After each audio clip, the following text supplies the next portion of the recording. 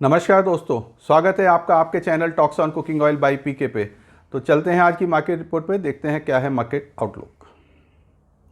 तो सबसे पहले बात करें ग्लोबल फ्यूचर प्राइस मूवमेंट की।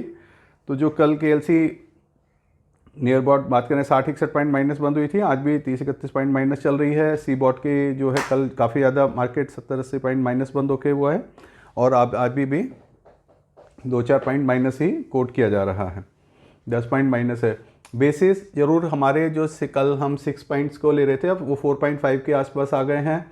सन ऑयल थोड़ा सा बढ़ा के ही बोला जा रहा है 86.26 और डेली एन एक्सचेंज आप यहाँ से देख सकते हैं।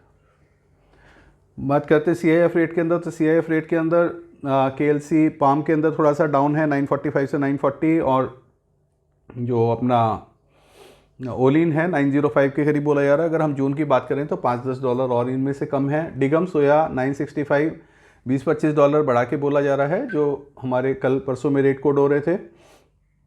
ये हमारा जो है जून का हमारा 905 तक बिका था। अगर हम बात करें यहाँ पे 2-3 तारीख में, अब ये 965 अगले महीने का भी, जून का भी, तो $60 हमारा तेज हो गया है पीछे एक हफ्ते के अंदर सोयाबीन ऑयल में। जैसे कि मैंने आपको 2-3 दिन पहले भी बताया था कि उनकी अच्छी काफ़ी ज़्यादा सेल हुई है अर्जेंटीना और ब्राज़ील से, चाइना में और इंडिया में, तो उसके हिसाब से वहाँ पे अब थोड़ा सा रेट बढ़ा के ही बोला जा रहा है। सन ऑयल 955, तो अब सोयाबीन दोबारा से इससे सन ऑयल से ऊपर आ गया है। अब बात करते हैं इंपोर्ट पैरिटी की, तो इंपोर्ट पैरिटी 88.3 ओलिन और सीपीओ की 88.5 आ रही है, 89 बिक रहा है हमारा। इंपोर्ट कॉस्ट सोयाबीन की 89.3, 89.5।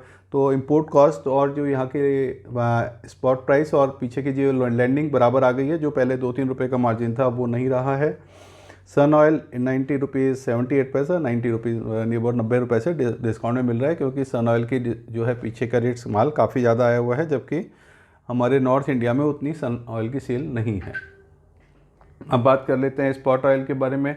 स्पॉट प्राइसेस के अंदर सोयाबीन 50 पैसे घटा के बोला गया 89, आरबीडी भी 50 पैसे 89, और सन ऑयल 90 रुपीज़ सेम मेंटेन हो रहा है, 95 कॉटन।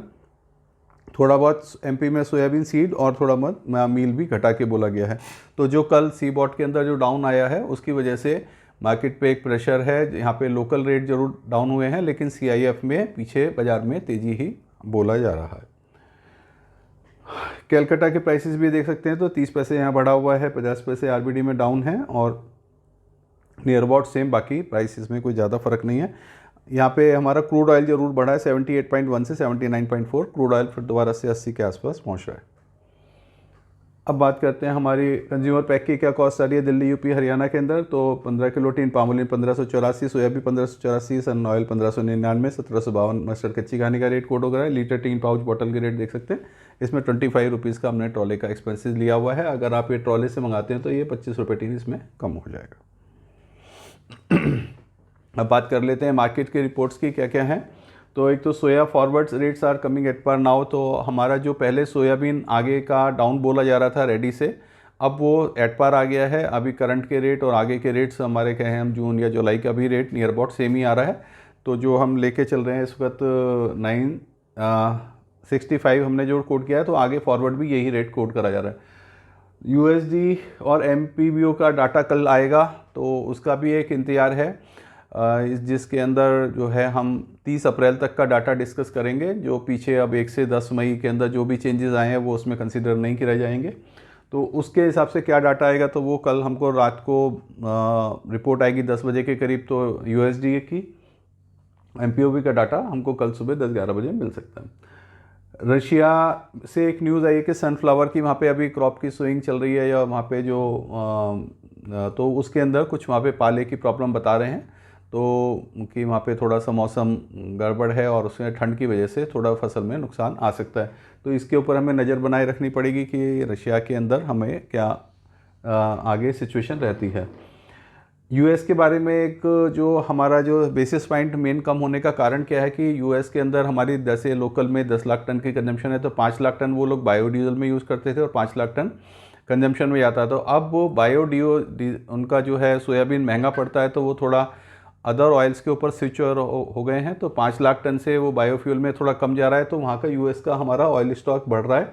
उसकी वजह से हमें जो, क्योंकि आप को जैसे मालूम ही है कि सी बॉट हमारा यूएस में चलता है और सी बॉट के रेट के हिसाब से अर्जेंटीना और ब्राज़ील में काम होता है। तो वहाँ पे यूएस में तो ऑयल का उन्होंने सी बॉट को जरूर डाउन किया है, लेकिन अर्जेंटीना ब्राज़ील ने उस हिसाब से अपने बेसिस पॉइंट जो पहले 6 चल रहे थे 4.5 कर दिए। तो उस चीज़ का भी इम्पैक्ट बाज़ार पे हम देखा गया है।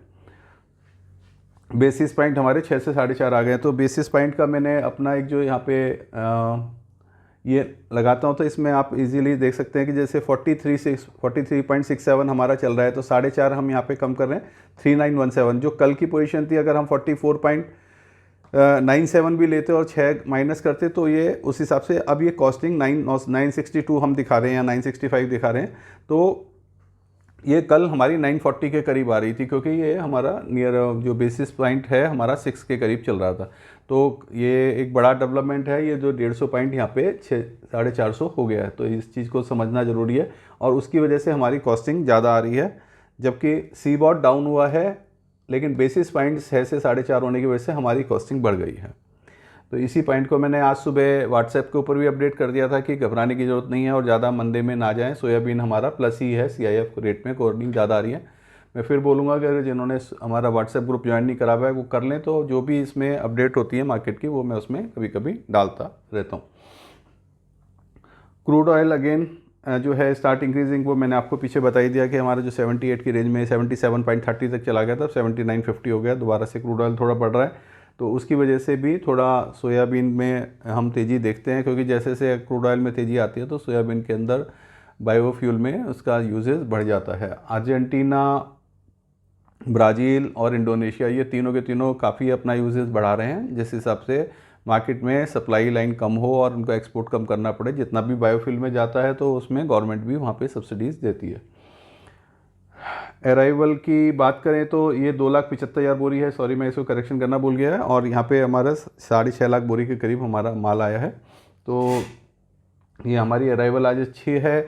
जहाँ तक ओपिनियन का सवाल है पाम के ऊपर, जो हमारा पहले हम पाम को एक डिस्काउंटेड प्राइस पे हम बात करते हैं, तो एक वहाँ पे कॉन्फ्रेंस भी चल रही थी, तो वहाँ पे तो लोगों ने 3200-3300 तक भी बोल दिया कि अगले 5-6 महीने में हम 3200-3300 तक भी रिंगिट देख सकते हैं।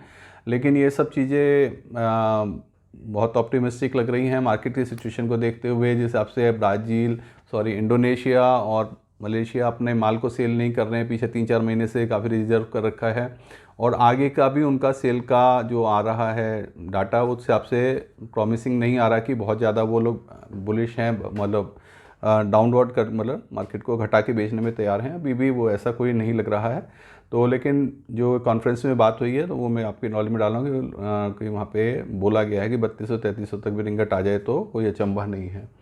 जहाँ तक ओपिनियन का सवाल है, अभी बाज़ार में इतना घबराने की ज़रूरत नहीं है। सोयाबीन में काफ़ी अच्छी बड़ी चाल बनी है, सोयाबीन में एक रुकावट आई है, तो उससे सारे तेलों को संभल सकते हैं। और जो KLC काफ़ी ज़्यादा ऊपर चल रही थी, सोयाबीन से हमारी कॉस्टिंग ज़्यादा आ रही थी, हमारा पाम जो ज़्यादा चल रहा था, तो वो भी अब अपना कंट्रोल में आता जा रहा है। कि अगर हम इसको बात करें, ये 965 सोयाबीन का और ये CPO 940, तो अब ये हमारा जो पहले CPO ऊपर चल रहा था वो CPO नीचे आ गया।